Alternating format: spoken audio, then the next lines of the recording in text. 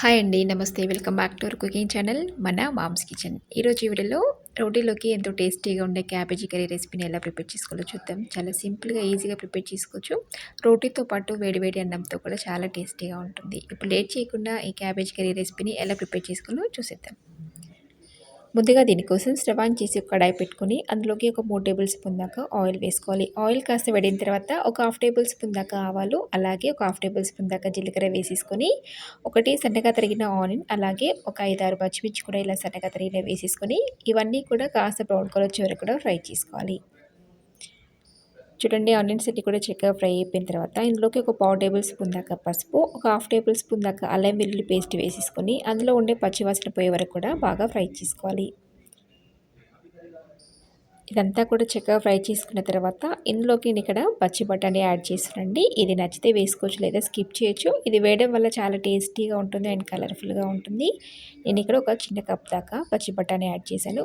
Available ఉంటే frozen బఠానీ కూడా యాడ్ చేసుకోవచ్చు.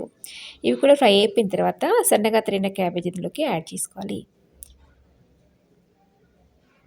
ఇప్పుడు ఇదంతా కూడా ఒకసారి బాగా మిక్స్ చేసేసుకొని లో ఫ్లేమ్లో దీన్ని ఒక 4-5 నిమిషాల పాటు కుక్ చేసుకుంటే మనకి ఈవెన్ కుక్ అయిపోతుందండి. క్యాబేజీ ఎక్కువ టైం ఏం పట్టదు కాబట్టి ఫాస్ట్గా అయిపోతుంది. చూడండి, ఇదంతా కూడా చక్కగా మిక్స్ అయిపోయింది కదా.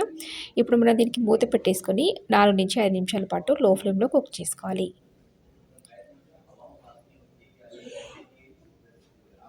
చూడండి, ఒక 5 మినిట్స్ తర్వాత మనకి క్యాబేజ్ అంతా కూడా చక్కగా ఉడికిపోయింది.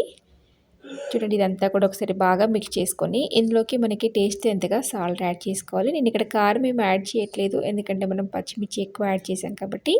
క్యాబేజీలోకి ఎప్పుడైనా కూడా పచ్చిమిర్చి వేయడం వల్ల టేస్ట్ అనేది చాలా బాగుంటుందండి. మీకు నచ్చితే కారం కొద్దిగా యాడ్ చేసుకోవచ్చు. నేను ఇక్కడ ఒక హాఫ్ టేబుల్ స్పూన్ దాకా సాల్ట్ యాడ్ చేశాను. మరొకసారి ఇదంతా కూడా బాగా మిక్స్ చేసుకోవాలి.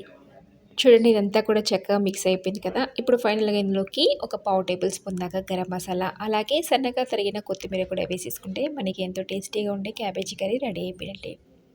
చాలా ఫాస్ట్‌గా అయిపోతుందండి. అప్పటికప్పుడు ఈజీగా ప్రిపేర్ చేసుకోవచ్చు. నేను ఇక్కడ సన్నగా తరిగిన కొత్తిమీర కూడా యాడ్ చేస్తున్నాను. ఒకసారి మిక్స్ చేసేసుకొని స్టవ్ ఆఫ్ చేసుకొని ఒక బౌల్‌లోకి సర్వ్ చేయడమే.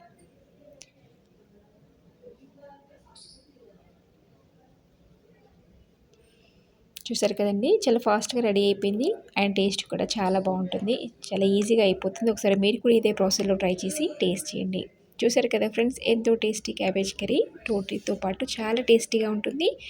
డెఫినెట్‌గా మీరు కూడా ట్రై చేసి మీకెలా వచ్చిందో కామెంట్ బాక్స్‌లో నాతో షేర్ చేసుకోండి. అలాగే మీకు ఈ రెసిపీ నచ్చితే తప్పకుండా ఒక లైక్ చేయండి, షేర్ చేయండి. అలాగే మరెన్నో ఇలాంటి healthy and tasty quick recipes కోసం వెంటనే మన మామ్స్ కిచెన్ ఛానల్ సబ్స్క్రైబ్ చేసుకొని పక్కనే ఉన్న బెల్ బటన్ని క్లిక్ చేయండి. మరొక టేస్టీ రెసిపీతో ముందుంటాను. Thank you for watching.